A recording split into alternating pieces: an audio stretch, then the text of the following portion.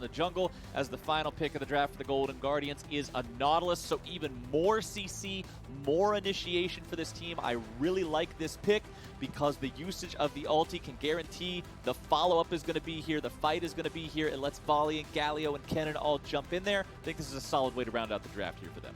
Yep, this is going to be a race against the clock, and I kind of like watching games that are like this.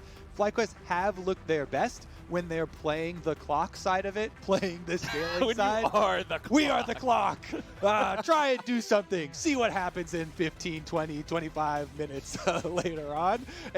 And Golden Guardians are the ones that are trying to break that clock. They've got the Volibear jungle. They have the Galio combination coming from the mid lane. Damonte trying to follow up the Volibear every time with the ultimate. You got to create the plays, keep throwing those plays at the clock, make it shatter, stack up your dragons to ensure that you can win the game before you have to face Aphelios, Azir, stacking themselves behind an Ornn engage. Yep, clock is ticking. When you see those three champions on the same side, it means that you had best be making some early plays, making them succeed, and the Golden Guardians want to do just that. Remember, in the Golden Guardians versus Dignitas game last week, where Dignitas failed to respond to anything the Golden Guardians did, it was not until after the 20-minute mark that we saw First Blood. It was the only fight outside of the very ending fight to end the game where we saw some PvP, and it was Damonte coming around from the flank with the taunt on the Galio, just like the analyst desk was talking about, that made that happen. Damonte and finding flanks, the desk talked about it. They're saying he's got this skill set. It comes from the Kiana days. It's sort of how this guy's made his name, and I'd love to see this Galio make some big moves in this one too. Yeah, he was born in the world of flanks, molded by it, and we'll see if he can get him off here once again. I would say that Golden Guardians don't have to worry super early about getting outscaled. They give up plenty of time to work with, right? Ezreal is at his best on 2 core items. Galio and Kennen need those extra levels, get their ultimates to be able to follow up closer and layer that CC. So it's really like a strong mid game when you're trying to blow it wide open. Until then, hyper-focus on closer, on the Volibear. He's gone with the earlier focused rune, press the attack. This is my favorite for jungle because it gives you that burst damage. Your W does count as stacking up 1 proc of the press the attack, so you can get really good trades off just within the stun. Go in with the stun auto, get your W slow on them, and the E slow plus your W, and then 1 more to get a big chunk of your opponents. It allows him to play a lot more aggressively, even though Volibear did get slight attack speed nerfs and healing nerfs in the jungle. Talking about keystones, you can see a spell book on both of your top laners here this time around. All 4 solo laners also rocking the TP. Neither AD carry opting for it. Instead, both of them wanting the combat power of the heal. So we will see pretty even presence overall in this game in terms of what everybody's bringing with the loadouts. Phase Rush on the Sett, pretty common stuff these days. I mean, Phase Rush has just been so powerful. Recently, we've seen so many champions taking it all over the Rift. So not really surprised to see it on him here again in this game. Both junglers are on the bottom side of the map, though, as the Scuttle Crabs will soon be spawning. So we might get some action here around this bottom side. And still continuing on the keystones, there's only slight deviation with Galios.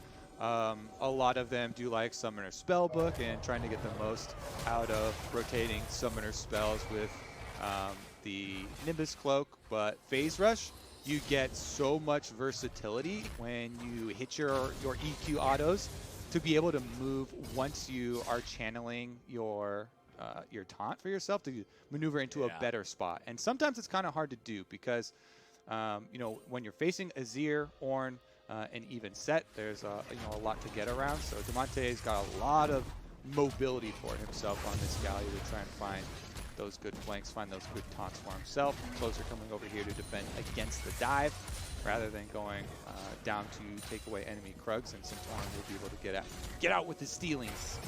Yep, and Santorin's camps are also respawning on this top side here, so if he wants to just continue this farming pattern and reach maximum efficiency, he can go right back towards the Gromp and start punching the snot out of that one too, just like Sett likes to do. So easy stuff here early on in the jungle for Santorin. It's one crab each for the junglers here. Talked about how we might see them collide there in the bottom half of the map, but Santorin opted to go for the top side scuttle instead. Huhi finding a dredge line onto IgNar's Rakan. But FBI can follow that one up with a nice Mystic shot there, just barely passing by the hitbox of WildTurtle to make sure they get maximum damage. That was a really, really good trade for Golden Guardians. Yeah, Golden Guardians just slapping them around there. The perfect opportunity to go for that engage for Huhi because they had stacked a minion wave, multiple ranged minions. They're dealing damage with them as he finds the dredge line onto the squishy IgNar. No return damage almost from FlyQuest, and both Turtle and IgNar take big chunks. So that's going to attract junglers anytime you get a trade that. There's blood in the water. They can just smell it. But health potions have started to chug. Closer's seeing if there's a chance to go for something down here. Huhi flashes for the dredge line, but an immediate flash away from WildTurtle means the Golden Guardians will not find themselves any sort of kill. However, taking out Aphelios' flash and heal, pretty big deal here for the Golden Guardians. We'll see if Closer wants to make another move, but Santorin is hanging around for an honest 3v3. The Golden Guardians try it again, but there we go. IgNar's jumping in, and now Huhi's in some trouble. Santorin joining the fight means that support is gone. First blood over to FlyQuest jungler. There are so many teleports coming in.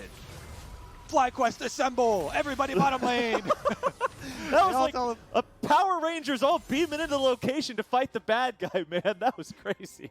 Well, you get all 5 of them. The Captain Planet as well. Everybody beaming over.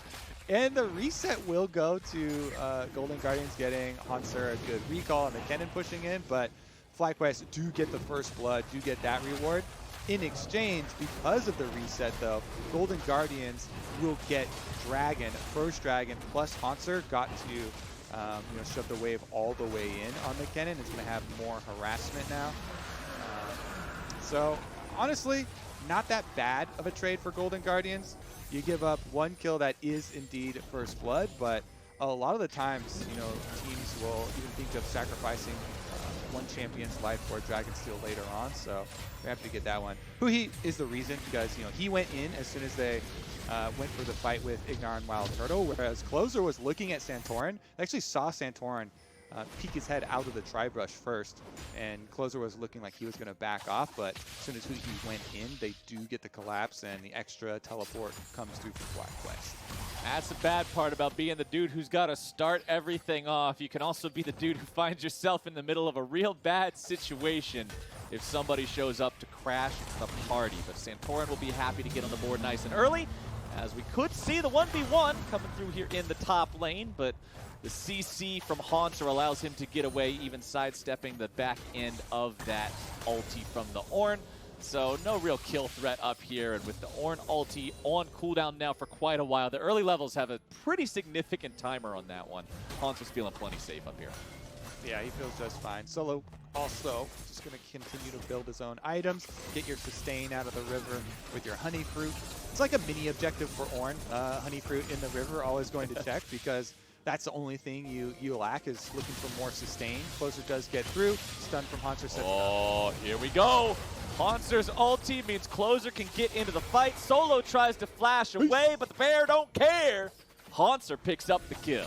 Yeah, like when Closer went right for the ward, and Hauntzer's like, I got this set up completely, double stuns here. Let's finish this guy off. Solo goes down. He's not going to have a teleport because even though he has Summer Spellbook, he had used his teleport previously to the bottom side of the map. He's going to have a long walk back. That is a very valuable game for Golden Guardians.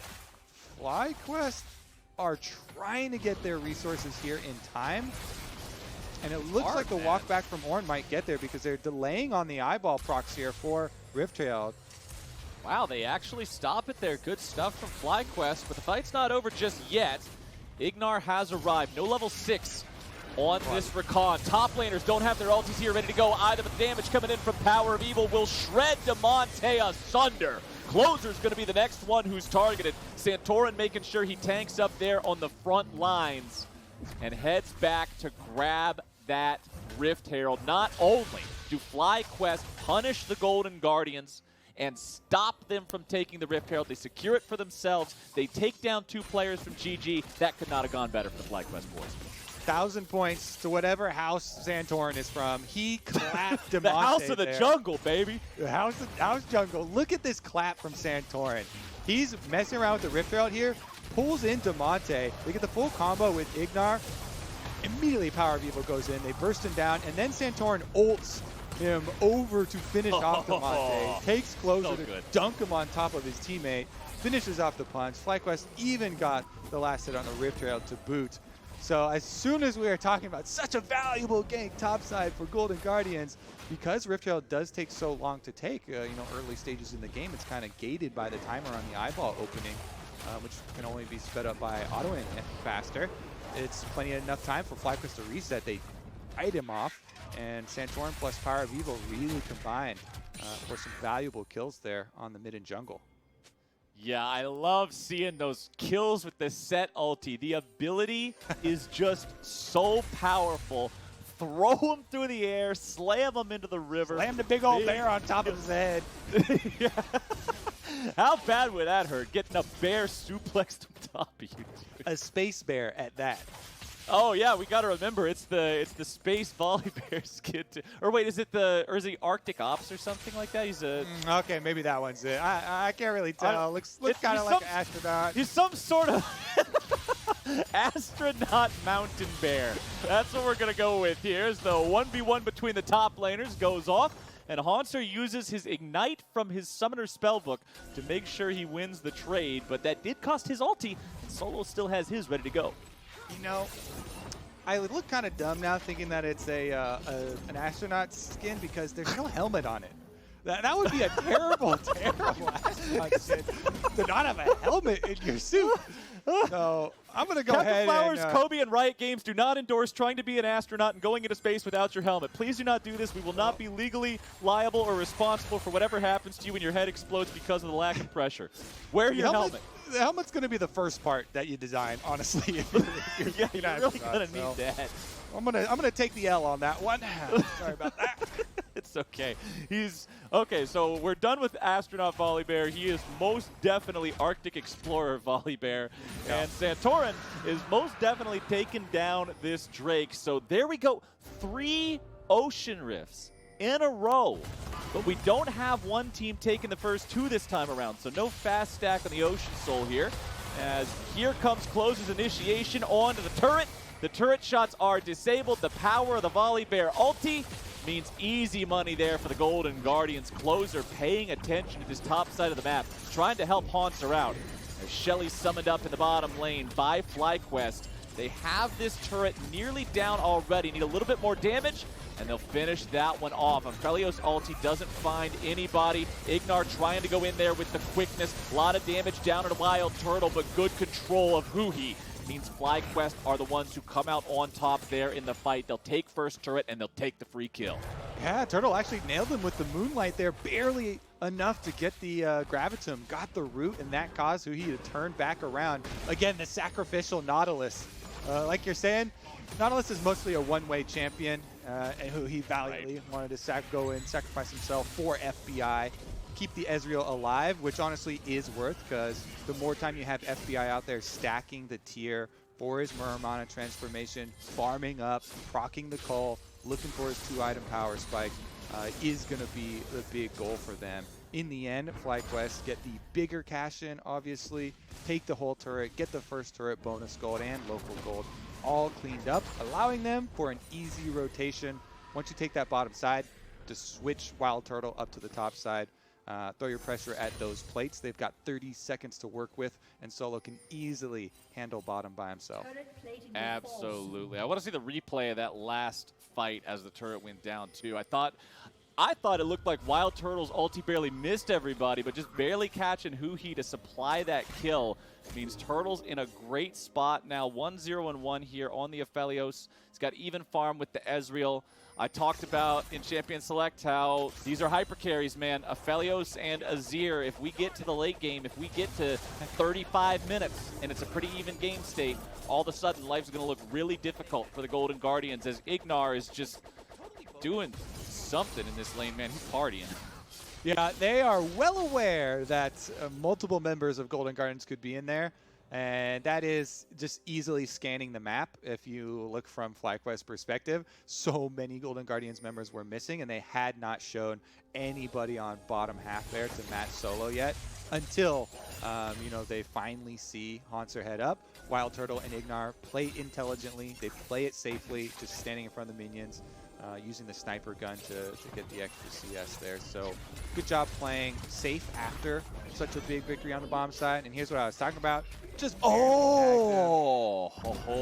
the grab into root, and then Huhi's like, not on my watch, even though FBI also flashed away, flash healed by FBI.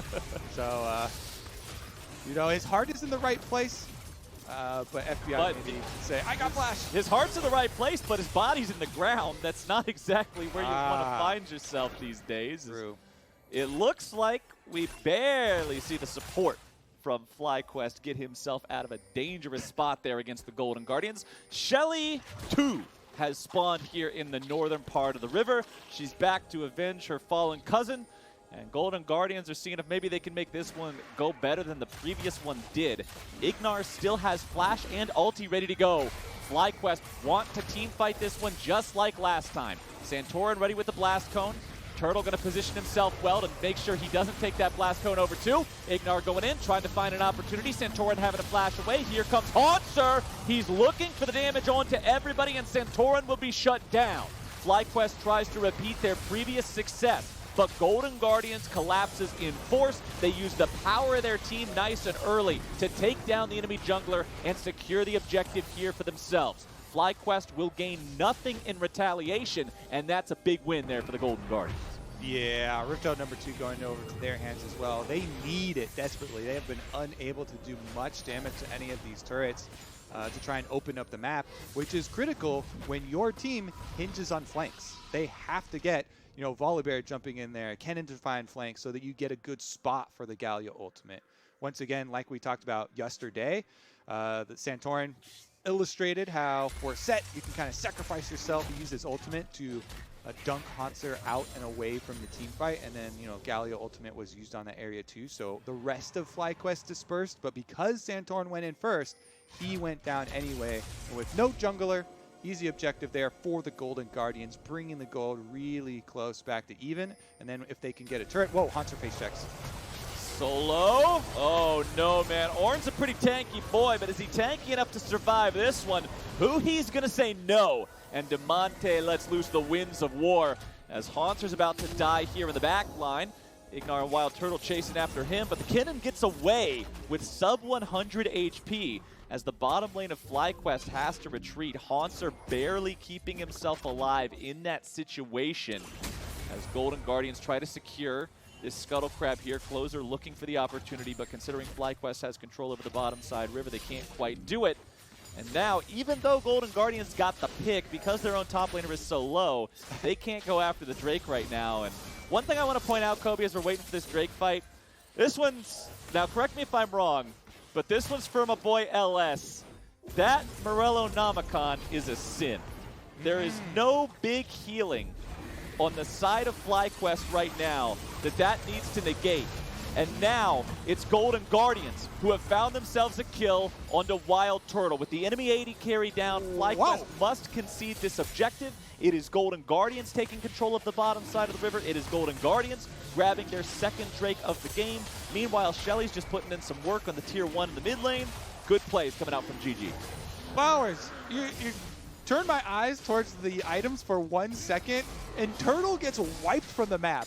In that 1 second. Yeah. How did he get there? You distracted me with your sleight of hand looking at the Morello Namicon. Yes. Oh, look over here. Poof, Turtle is gone. Holy moly. All the ultimates again. Actually, it was just Galio there down from Damonte. Turtle just got annihilated, leading to the second Dragon of Golden Guardians. I honestly am going to have to you know, take a look at the replay, but to answer the attempted question that you had there, yeah, there is definitely not a lot of healing on the side of FlyQuest. It is going to be an Ocean Soul, but currently Golden Guardians are actually positioned in a better spot to get the soul, not only because they already have 2 dragons, but this is the mid game where their comp really is spiking. They're about to get 2-item power spike for Ezreal. FBI is actually going the Trinity Force route for the higher damage rather than the Iceborne Gauntlet. The higher damage, it also gives you move speed because of the Phage component, so allows you a little bit more ability to dodge away from stuff like Ornn Ultimate or keep your range on the Rakan. And gonna have to keep his eyes open for that. But yeah, the only healing, big healing I would point to would probably be like Aphelios Red Gun or something like that, and that's definitely not worth it by itself. So here's how we started. Oh, he's got the Ocean Dragon on him. And Closer's got his eyeballs right on Turtle. I see you over there, the Ocean Dragon slow. Just, oh my goodness. Annihilated. There was no way out of that one except in a casket. He was stuck, man. He had a rock in front of him. He had FlyQuest, or he had Golden Guardians to the left of him, Golden Guardians to the north of him, and an Ocean Drake just smacking him over and over again off there to the right. That was the worst possible spot to get caught in, but FlyQuest will now go back to pushing out this top side. Santorin shadowing PowerOfEvil. The gold dead even here between the teams. 4 kills to 5. FlyQuest critically with a 2-turret advantage. Golden Guardians still yet to take a single turret from their opponents despite getting that second Shelly. As Damonte gets swooped back, and now he's pulled back, and now he's beaten down. Santorin takes the kill credit as mid lane the tier 1 turret falls. Sett is just so fun to watch, actually. With He is. The He punches, really visceral E, pulling things back, the dunk. Even his auto attacks, just punch, punch, punch, punch. I can visualize you doing that right now. I just did the animation. For viewers that don't know, like Flowers actually does that when he casts, as he gets amped up. He starts like air boxing for himself. PowerOfEvil will take down the second outer tower on top of the kill onto Damonte. I'm immersing myself in the moment. It's very important to the Sett cosplay from Flowers when the game. No. There's too many comments from Weebs if I do that. We're not doing that. But back to the Sett in this game, you can see that Santorin is having himself a wonderful game. 100% kill participation. Dead Man's Plate already completed. This is the heart of the build for these jungle sets where they want to make sure that they're constantly putting themselves in a spot to get the positions and get the flanks for those big body slams there with the ulti. And I just love to see it. Negatron Cloak in the inventory now. Wants to make sure he's not just getting cut up by the magic damage of the Galio and the Kennen when he goes into these fights. I like the choice. Yeah, and remember, a big objective of him specifically in the upcoming fights is going to revolve around magic resist because he's going to be the one running at Hauntzer to deny the engage. He's got a spot Hauntzer. You constantly have to track where's the Kennen going to try and flank from, and then you set ult the Kennen out from the combo, so even though the Galio ult will channel there and give you the knockup, you don't have the layered AoE damage on top of it. And Sett's one of his best roles is combo breaker. Golden Guardians with control over the river right now with 45 seconds until the next Drake spawns. If they take this one, it will put them at soul point and force a response from FlyQuest for the rest of the game. FlyQuest would love to make sure that's not their reality, but can they get into this river? Hauntzer and Solo both located in the bottom lane. Solo with a teleport equipped. Teleports also up on both mid laners here. Hauntzer has a heal from his Summoner's Spellbook, so he needs to be in position at the beginning of the fight. Solo can join a little bit late. True Shot Barrage fired off. Only finds IgNar and Santorin and does pretty much no damage. So Ezreal Proc the Guardian! Not a lot of value right there, but hey, the Mystic Shot afterwards took about 25% of IgNar's HP, so not all is lost there on the poke from FBI. FlyQuest moving forward. It's Santorin as the point man, ready to soak up those skill shots. You can see top laners have rotated over as well. Solo waiting on the back side of this fight. On the other side of the terrain, ready to sound off the Ornn horn. Closer's already in the pit, and he's ready to go. Hauntzer has a flash to get over this wall and join the fight if FlyQuest goes in. Solo and Santorin thinking about walking forward. Here we go. Looking like it's going to be a 50-50. Hauntzer coming around from behind. Drake taken low. Stolen by Santorin. The man is on point with the smite here today. IgNar having to get himself out as Damonte makes his entrance. Hauntzer turns on the ulti as Santorin grabs the shutdown onto FBI. WildTurtle's forced to flash away, and it's closer in a life or death fight with Santorin. Both will choose death, and the junglers are out of the picture. It's FlyQuest with a 2-for-1 victory and the steal on the objective. Yeah, great kiting there by FlyQuest. Everybody skirting around the edge of the Galio ultimate, not getting knocked up. The DPS still there, able to auto-attack, and then PowerOfEvil still has flash for the second engage when Hauntzer finally gets around and engages with the Kennen, so PowerOfEvil can flash right out of that one. Plus the big steal from Santorin. Drake stacking was going to be one of the main things Golden Guardians are looking for to try and finish this game. Just take a look at it. Solo gets the knock-up on closer, they jump in, and with the brittle, Solo actually helps Santorin to combo that one too with this smite. Then Galio ultimate, everybody out to the edge. Turtle, PowerOfEvil, all out of it. They get the DPS from outside, and then PowerOfEvil flashes away from Hauntzer, so that Kennen ultimate doesn't get anyone either. And it's a big W for FlyQuest, trying to bridge the gap here in the mid game, where Golden Guardians are really strongest, and we're kind of depending on the threat, the looming threat of that Dragon Soul. Now it will not be theirs. And FlyQuest very happy having achieved one of the main goals for this comp. Normally when we look at the graph after a team fight, I like to point out, hey, here's the guy who performed really well, or oh, here's the low performer. This graph is not that case. This is literally, look at how FlyQuest, every player did better than their counterpart. Except, I guess, IgNar didn't do as much damage as Huhi. But aside from that 200 damage difference, then you're pretty much looking at a great fight for FlyQuest, as Hauntzer not finding the chance to really go in and find a big AoE proved pretty disastrous for him there, and FlyQuest are enjoying a 1,500 gold lead 25 minutes into the game. I said I'd be looking at 35 minutes to be the point in this one where if Golden Guardians aren't ahead, it's going to be looking pretty dire. Santorin with the Hex Flash over the wall. He's got a stopwatch ready to go here now, too. Worth pointing out that that could be huge here in the next upcoming team fight to drop some aggro. You can see Solo is level 14. That means he's got his 2 items upgraded. I want to see him upgrade the Molten Edge for Turtle whenever he gets the chance.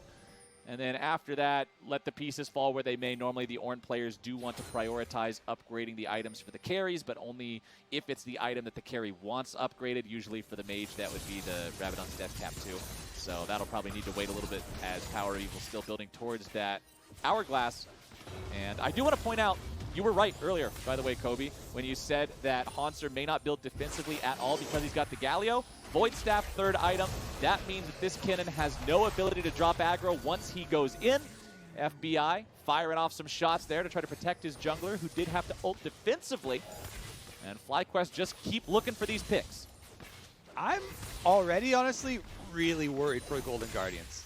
That last Dragon fight was so pivotal to me. And like you're talking about, now Ornn gets to start handing out extra money. WildTurtle's about to get his Molten Edge upgrade. And for Hauntzer, being unable to get damage down in that fight with PowerOfEvil flashing away and Hauntzer not being able to follow, did not flash after him, did not flash over the Azir wall. That is one of the biggest holders of gold and of power for the Golden Guardians team. Hauntzer has the 4 kills. He's the one that's been in the side lane farming up. Only FBI has more than him with the Ezreal, who's trying to get to his Death's Dance and is the other main big DPS source. But if Hauntzer, like in the last fight, only got like half of a single person in his ultimate and didn't get the stun off and then gets killed on the outside, that's going to be the downfall of this team that does rely on a lot of the AoE to find effect, and FBI to land his skill shots kind of weaving throughout while his teammates create that space for him. Ezreal does scale super well because of the very safe range that he plays at with the Mystic shots, but when you're facing this scaling from FlyQuest, it's difficult to avoid the FlyQuest initiation. Ornn and Rakan kind of get to choose. And while you were talking about these things, my friend, another big purchase coming through for FlyQuest. Santorin with the Gargoyle Stoneplate ready for this next Drake fight. Means he can become the meatiest of all meatballs when he jumps into this fight. He is ready to go. He'll have a massive health pool. He'll have aggro drop through stopwatch. Well, no, he doesn't have stopwatch anymore. He combined it into the Gargoyle Stoneplate. Excuse me, I misspoke. But he's going to be just the biggest dude in the fight. And that's a thing to say when you're up against a Volibear and a Galio and a Nautilus, but now the fight's already going to be starting off. Huhi's going in. It's Damonte's entrance coming in now as Solo gets knocked up into the air. Golden Guardian's going to force the flash away from the top laner of FlyQuest. There's your ulti, Hauntzer. That is exactly what the Golden Guardians needed to happen. Santorin is torn in half by Closer, and that is a huge team fight win here for the Golden Guardians. It really is. Oh! IgNar, the dragon popped him. The dragon gave me away. Shh, quiet, dragon, gone. Get out of here. He does escape over the wall, and this is huge, mainly because this will lead to Baron for Golden Guardians. There's long enough death timers that they can pick up the dragon and easily head over to Baron as well. Boom, we finally see it. Hauntzer gets the flash and barely is able to get all three of those members in range, gets off the stun with the full DPS build, absolutely annihilates the team. That's the mid-game spike we were looking for. FlyQuest here to answer the Baron, though. FlyQuest do not want to give this one away. They know that Kennen has no ulti. Closer's trying to frontline here, but there is Damonte. There is the flank. 2 stasis to try to keep FlyQuest alive, but IgNar is already out of the picture. Hauntzer has to walk away. 200 HP. All that he's got left in the tank. This is a disengage. FlyQuest will stop the Baron at the cost of their support. Worthy sacrifice there for FlyQuest to send everybody in, and they do have to blow some summoners. They do lose the life of IgNar, but sacrificing for that Baron is critical. With that Baron, Golden Guardians get to push in. They could probably get even an inhibitor turret. And you know, they also have the Volibear that can turn off turrets and really threaten those dives. But without the extra power of your Baron buff for your push, for for the even team fight as well, that is going to put more pressure on the Dragon Soul, which if Golden Guardians had been able to win that previous Dragon fight for the second one, they would already be on. But because FlyQuest are making these key stands in these defense points with the neutral objectives, they've opened up a pathway for themselves, for the late game. Yep. If they can close out this Ocean Soul here 3 minutes from now, could be the game breaker. Santorin running away from the Mystic shots, fired off by FBI, who now has his Death Dance ready. We got items showing up across the board right now, actually, as Knight's Vow is completed by Solo, wanting to make sure that he can be even more supportive of these 2 big hyper carries. Recognizes it's all about Azir and Aphelios as Damonte's coming in from the side yet again. The Galio is always showing up, getting ready to take the fight to FlyQuest. Now he's nearly going to be killed off. Damonte disengaging as Solo controls Hauntzer and tries to prevent the flank. Closer's coming in, and Santorin is already gone. WildTurtle going in. Here comes PowerOfEvil. The damage has showed up for FlyQuest, and the shutdown comes through. Hauntzer has no stasis. That's what happens when Kennen doesn't have utility. But Damonte's right back into the fight. He will trade his life for IgNar. Mid laner for support is not usually the 1-for-1 that you aim for, and FlyQuest will win that fight 3-for-2. We're witnessing madness right now, Flowers. That was a full engage for Golden Guardians on Santorin. You talked about the Santorin meatball, beefcake, whatever. They use so much on this full tank set. And then, because Hauntzer goes in, as Damonte had just recalled and was not there, there's no Galio ultimate, which is why he hadn't built the extra stasis. FBI is really trying to steal here. There's no junglers around. Oh, Baron taken and secured there by FlyQuest, making sure that they don't give it away to a rogue Mystic shot. So you have multiple re-engages on that fight, and the pieces of the combination are spread out so much that there's no layering for Golden Guardians. They don't get the Kennen plus Galio giant AoE, and they had used so much of their other abilities on the Sett and on the Rakan in the first part of the engage that they just didn't have anything left in the tank. So Solo here, reminder, full tank Sett. Closer does get a decent pick on him. They just want some free damage at first. They're chunking him down. He starts to build up his grit, but then he dunks Galio back into FlyQuest. And remind you, Galio is not a tank anymore. Galio is a mage, so Damonte gets pushed out of the fight. You see him recalling over there, and they get the counter kill. So the re-engage for FlyQuest is during such a good window that when Hauntzer goes back in, Damonte just left. There's no Galio ultimate to come down on top of it, and FlyQuest get to chase them out. Then Damonte teleports, right back in, and he does trade one, but that's just the support kill for your mid laner kill. Baron now on FlyQuest. Topsy-turvy, wild ride here, Flowers. And if you want to get wilder, PowerOfEvil has his hat. And not only is it a hat, it's a Gucci hat because it got upgraded by Solo, and you do not want to go anywhere near this man right now. The damage on this 5-item Azir will be extreme if given the chance to free fire on these tanks of the Golden Guardians. Drake spawning now, FlyQuest with complete control over the pit. Everybody on the team wearing purple. The Drake's total lifespan was, what, 4 seconds? And he just evaporated. Generous. Yeah, I probably highballed it there. That's my bad. But we got ourselves a tied game in terms of Drakes. The next elemental Drake is the soul, no matter where it goes. FlyQuest currently controlling the game, 4,000 gold ahead. Everybody with the Baron. Azir just mowing over anything near these soldiers. Oh, it's scary for the Golden Guardians, my friend. Yeah, this is definitely comfort zone for FlyQuest. So Golden Guardians still have to keep their eye on the prize.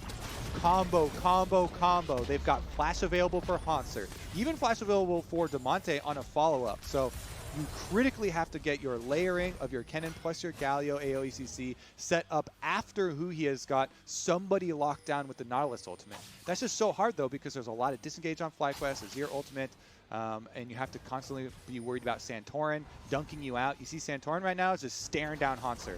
He's like, you know what? I'm marking you. I got eyeballs on you, Kennen. You are not ready in there. Hauntzer with that flash, man. It's all about him. He finally has a stopwatch in inventory here. Knows he will need a stasis in this upcoming fight. Damonte going after Solo in the 1v1. Hauntzer still looking to make his entrance, but you got to respect Santorin, man. You've got to respect this set. 5,000 gold difference as all 6 turrets standing outside of the Golden Guardians base have almost been taken down. That mid lane tier 2 just barely standing. The bottom lane tier 3 has collapsed, so that is an open inhib, but FlyQuest don't feel comfortable pushing up into that one here just yet. No Baron buff still remaining means that their minion waves can be cleared out rather easily by the likes of the Galio and the Ezreal, so they're just going to hang back, wait here a little bit. That Ocean Soul spawns in 3 minutes. Baron spawns in just over 2. We're at the calm before the storm right now, Kobe. Everybody's just kind of hanging out. Oh, cool, a Gromp. Sure, I like frogs. But here in just a couple of moments, it's a bloodbath. Yeah, I mean, the final is coming up very quickly for this class, and FlyQuest are doing all the prep. Look at this. They even have the extra magic shield from the Mauve Malmortius on Turtle. So even if you catch an ideal situation and you get your perfect combo, Kennen, Galio, Volibear, Ezreal ultimate, everything on the DPS of FlyQuest, there's a QSS and a Zhonya's on PowerOfEvil, and WildTurtle has a stopwatch as well as the extra magic shield from a fully upgraded Mauve the Malmortius. There are answers in place already. They know the questions that are going to be on the final before taking it. It's one of those kinds of tests. The professor tells you, hey, you ever read Chapter 7? Well, that's the test. So just go read Chapter 7. And FlyQuest, they're all about it, man. They got the library study group. Everybody brought a bunch of snacks and stuff. They reserved the room for 3 hours. These guys are all about that A. Now, let's see how Golden Guardians are going to respond, because we've hit that scaling point. We're at 38 minutes now. They're on the back foot. It's a flank. I think it's a flank or bust. Yeah, they've got to find that big chance. They're definitely sweating. Hauntzer here, scouting ahead. He has got behind the team, but even if you get the flank, again, there's a lot of answers for the back line, and IgNar's watching the back side. So Turtle and PowerOfEvil, you see them spreading out right now. You want to keep your carries a little bit outside of that AoE range so they don't get both comboed. Worst case, one of them does. They're able to use their stasis and kind of wait it out while the other one does DPS during the engage. Meanwhile, of course, they had Rakan, they had IgNar there, watching the flanks, looking for Hauntzer and any possible way in for the Golden Guardians as they wait. The arrival of Baron and the Ocean Soul. Here. And remember, this is a 5.5 item Azir. Well, I guess QSS doesn't really count as a DPS item, so we'll just call it. But it's a very valuable item. Yes, it is a very valuable item. But in the context that I'm talking about here, which is Baron, it doesn't do a whole lot, but now we're going to have the fight anyway. PowerOfEvil going in, looking to start the fight off. Closer having to run himself away. The Ram comes through, but it will not find the knock up there on the second half. Closer down to 20% HP, no flash, no ulti, no chance of interfering as FlyQuest move themselves into the bottom half of the map. Look at all the pings showing up on Hauntzer's Kennen. He has exhaust. He does not have a teleport. If FlyQuest collapses and finds this kill, it is disaster for the Golden Guardians. Turtle continues moving forward now as well. Hauntzer trying to hide. PowerOfEvil going in. Turtle jumped on, but the damage goes through, and the stopwatch will not even be used. The Golden Guardians trying to dogpile into the pit. They're rushing down the Ocean Drake. They want to be able to take this one. Where is Santorin? Who's going to be able to take it? It's the Golden Guardians taking the Ocean Soul. But they will lose their jungler, their top laner, and their mid laner. The cost could be the game, Kobe. Yeah, at what cost, Flowers? That's going to be a big W for FlyQuest, even though Golden Guardians get the Ocean Soul. They've got 3 members in the Death Timers. FlyQuest going to push ahead. They don't even need Baron to do it. No, They've got fully fed late game carries stacked up with ornaments, and that's going to be FlyQuest victory. Throw them meatballs in the pan. Let's see what FlyQuest has cooking. Get everybody on the front line. There goes Santorin with the body slam onto FBI. No, he's not killing him effectively. No, it does not matter. No, the Golden Guardians will not hold on, and FlyQuest takes this game. Honestly, that is what I've become to associate with a classic FlyQuest victory. Those champions PowerOfEvil carry scaling towards those late game team fights. They had to make a lot of critical moves to win some of the mid game fights too. You know, a lot of these dragon fights delaying that soul, so Golden Guardians didn't actually get it until it was too late and they had too much money in their carries with the Ornn upgrades. And a lot of these plays stopping that critical Baron as well. It's checkpoints along the way, you know, to the full scaling Azir and Aphelios that they're able to make work. And Golden Guardians put up a valiant effort, specifically Hauntzer and Damonte, the solo laners here, both had some good flanks, some good AoE engages there in those team fights that kept them going as long as they did. And while I respect the hell out of the play to just say, go for the Ocean Soul. They're going to kill Hauntzer, just do it. Just go for the Ocean Soul. It didn't work out. FlyQuest takes the game, and now we're going to toss to a break here once again. But after that break is done, we